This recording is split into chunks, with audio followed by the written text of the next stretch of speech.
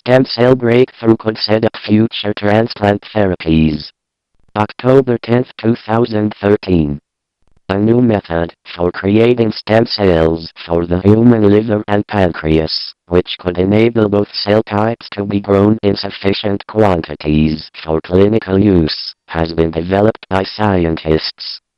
Using the technique, researchers have for the first time been able to grow a pure, self-renewing population of stem cells specific to the human foregut, the upper section of the human digestive system. These so-called foregut stem cells could then be developed further to produce liver or pancreatic cells. The method significantly improves on existing techniques for cultivating this type of stem cell, and raises the possibility that, with further work, they could be grown in large numbers in bioreactors. That would make it possible to use them for regenerative therapies, repairing damaged organs or tissues in the body, and treating conditions such as type I diabetes or liver disease. We have developed a cell culture system which allows us to specifically isolate foregut stem cells in the lab. Dr. Nicholas Hannon, from the University of Cambridge Wellcome Trust MRC Stem Cell Institute, Department of Surgery, explained.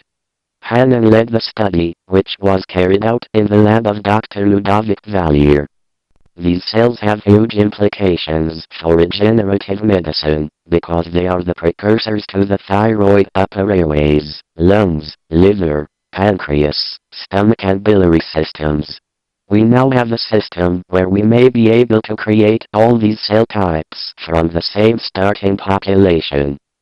As reported in the journal Stem Cell Reports, the method also means that researchers will be able to analyze the embryonic development of foregut cells in greater depth. We now have a platform from which we can study the early patterning events that occur during human development to produce the intestines, liver, lungs and pancreas, Hannon added. The approach marks a breakthrough, because it overcomes some of the problems which currently limit scientists' abilities to grow cells associated with the liver, pancreas, and other parts of the foregut in sufficiently large numbers for clinical use. Stem cell growth starts with human pluripotent stem cells, HPSCs.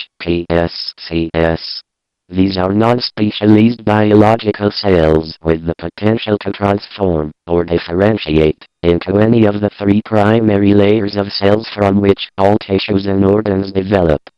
Because these cells also self-renew, creating copies of themselves, they offer the potential to provide an infinite source of clinically usable cells for regenerative medicine. Achieving this, however, relies on scientists developing effective methods through which they can influence the differentiation of HPSCs. To grow pancreatic or liver cells, HPSCs are differentiated into the endoderm, the primary tissue layer associated with the digestive and respiratory systems. This provides a base population of progenitors which researchers can then try to develop as more specialized cells. Unfortunately, the approach is far from perfect.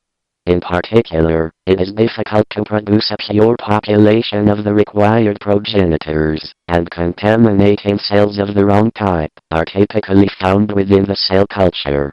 This makes it difficult to identify the target cells for further differentiation in the lab and can complicate the application of these cells in transplant therapies.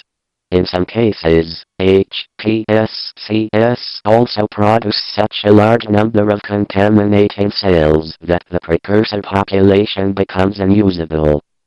To address these limitations, the research team carried out a detailed study of the conditions in which stem cells differentiate specifically into the human foregut, the section of the digestive system extending from the mouth to the duodenum, and including the liver and pancreas. By manipulating the signal pathways of the cells, and varying the environment in which the cells were developed and the substrate on which they were grown, they were able to isolate the precise culture needed for the differentiation of cells associated with the foregut itself. when heavily contaminated stem cell populations were developed under these conditions, the contaminating, non-endodermal cells eventually stopped proliferating and gradually disappeared. The universal nature of this culture system takes a step towards a universal system that could be used to treat any patient requiring cells for transplantation purposes. The result was a much purer, self-renewing population of human-forwarded stem cells, HFSCS. The cells generated are true stem cells, because they are able to self-renew and can differentiate towards any part of the forwarded. Because they are also still at the stage where they self-renew, they could be grown in large enough numbers to be used in clinical therapies. The team was also able to show that these human-forwarded stem cells do not form tumors, which means that they can be safely injected for therapeutic purposes, without having adverse side effects. Although the procedure does not improve scientists' ability to produce pancreatic or liver cells specifically, it does provide a much purer source population for doing so.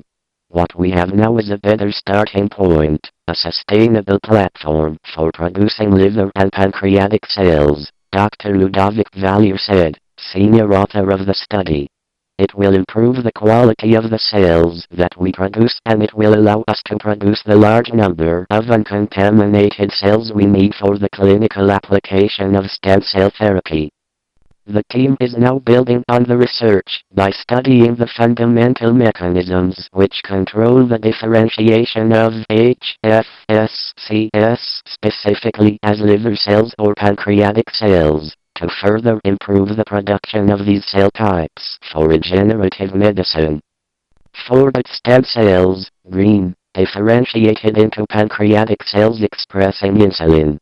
The development method pioneered by Cambridge researchers enables the production of an uncontaminated population of forwarded cells, which could then be further differentiated as pancreatic cells for therapeutic use. Credit, Nicholas Hannon. Read more at http://phys.org/news/20-10-stem-cell-breakthrough-future-transplant.html number JCP